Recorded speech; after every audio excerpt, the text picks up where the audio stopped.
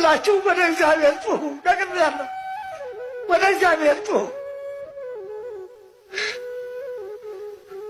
ክርስቲያኖች አይታደሙም።